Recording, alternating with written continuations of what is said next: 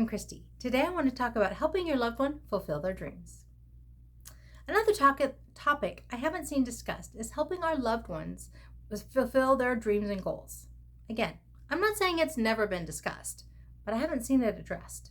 And rarely have I heard parents or caregivers talking about that. And I think it needs to change.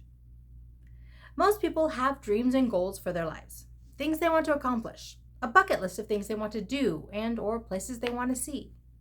Many of our loved ones with special needs are no different. They too have dreams and goals for their lives. They may not be realistic, but many of them know what they want to have happen in and with their lives. As well they should. Dreams and goals are important to life.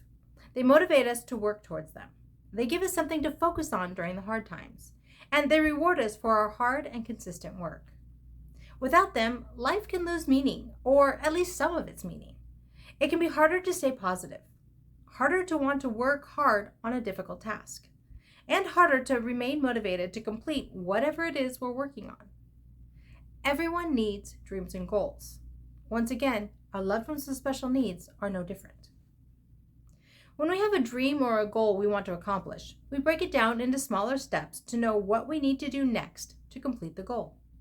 And then we begin working on that first step. Many times, our loved ones with special needs are unable to think through the steps necessary to complete their dream or goal. Even if we help them, they may be unable to come up with the necessary steps in between the starting and completing of the goal. If we're willing to take the time to sit down and help them think through the process of accomplishing their dream or goal, it will likely motivate them even more to work towards its completion.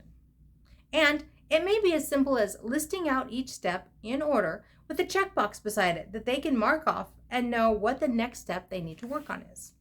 Or if they have trouble reading, maybe a picture or something else to represent each step so they know what to focus on next.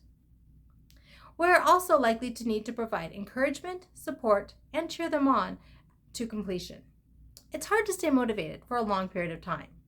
I think it's often even harder for our loved ones with special needs to maintain the needed motivation over time. But I also think it's a great lesson for them to learn and a critical skill to develop to be able to thrive throughout their lifetime. For the purpose of this post, I have to ask, what is your current perspective on your loved one with special needs having their own dreams and goals? Over the years, I think this is another area where it seems like parents and caregivers don't stop to really think about the possibility. Their loved one comes up with a dream or goal, or if their loved one comes up with a dream or goal, they'll often respond and help them achieve it if they think it's realistic. However, I think many times parents don't stop to think about the possibility of their loved ones with special needs having dreams or goals of their own if they don't bring up the topic themselves. Or they think that their loved one isn't capable of reaching some goals, so they discourage them from even trying. And just as with typical individuals who are dissuaded from pursuing goals others think aren't realistic, I think it's a great disservice to any individual, special needs or not, to dissuade them from pursuing something that's important to them. Yes, it may be hard. Maybe we even think it's an impossibility, but we can't see into the future. We don't know what another is capable of if they put their mind to something.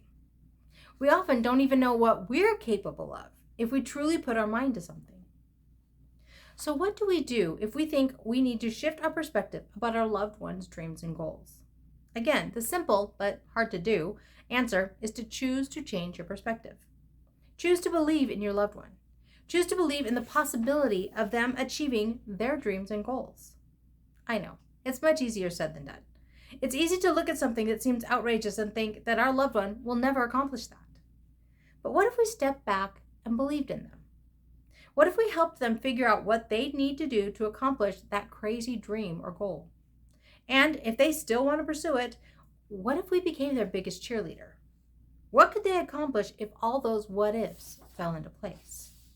I think sky's the limit. And that's the point I'm trying to make. No, they won't accomplish every dream or goal they set. But then neither do we. So we need to be realistic. Realistic in how big the next step should be for them. Realistic in cheering them on when they're down or discouraged. But still believe in their ability to complete the task ahead of them. Continue to be their biggest cheerleader. believe in them when they don't believe in themselves, just as we need people to believe in us when we don't believe in ourselves. And in the end, I believe that's when our perspective will change.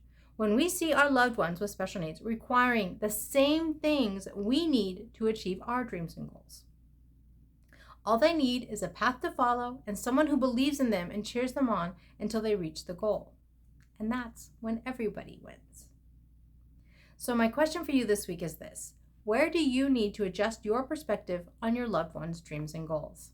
I'd love to hear your thoughts. You can leave me a comment below, or you can leave me a comment over on the blog. That's at www.havenofhopeforme.com. This originally posted in June of 2022. If you prefer, you can always email me at Christy, CHRISTY, at havenofhopeforme.com. I'm cheering AJ on as he continues to reach for his dreams and goals so that I can continue to say that life is good and there is never a dull moment.